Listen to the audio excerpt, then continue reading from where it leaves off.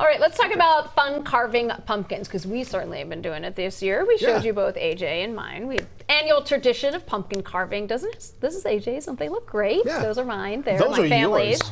there. But we wanted to ask about how did pumpkins become the symbol of Halloween? Because, if you think about it, like, it is pretty weird to buy this, I think, is pumpkin a vegetable or a fruit? It's a vegetable. Well, actually, we don't know. Seeds on the The inside. seeds. There's the fruit Either body, way, I think. it is Actually, weird it's to a carve fruit. like Barbie into a pumpkin, right? Like, why? Why would we do that? But apparently, this is a good question I did. I don't know. Gosh, a couple years ago. Because carving vegetables was really big in Europe. The French would carve beets at Christmas. But the Irish and the Scots, and this is where this all came from, because it's that time of year, as we can see from today. Right. Winter is coming. The spirit world is present. The spirits will be, this is kind of a scary time. If you think back to like the Dark Ages, it was a scary time for people. So we need to carve things in vegetables, like turnips at the time, to keep the spirits away as winter comes. Oh, I thought they attracted spirits.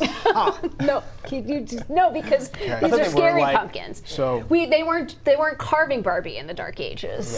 yeah. No, they were Barbie carving. wasn't around. They were carving scary things. Okay, back but then they then. would take on that personality, I would So how did we get from there to where we are now?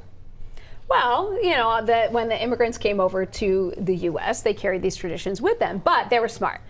They made a trade out. They were like, turnips, very hard to carve. Yeah, too hard. Like, can you imagine carving a turnip? Turnips for what? Sorry, it's just, it's right there. It was obvious.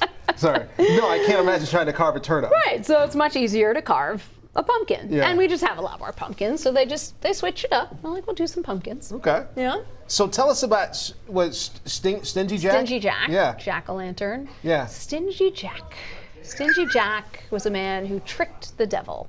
And then when Stingy Jack died, he wasn't allowed in heaven. The devil wasn't going to allow Stingy Jack into hell. So the devil sends Stingy Jack off with burning coal, which he puts in his carved out turnip.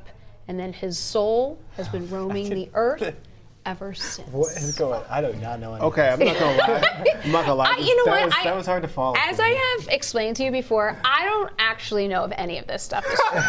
This is when you talk to the historians and they look back at stuff, but I don't know. I'm not gonna lie, Heather. Jack. Just now, as you were reading that, Right. I was thinking this would be a great children's book. Yeah. And you would be a great Great narrator. narrator. Like the way she was Yeah. reading that, I was you go. engrossed in the story. And then fast forward, you get to pumpkin spice latte. There you go. Right? It's amazing how that happens, right? Exactly. Turnip spice. Yeah.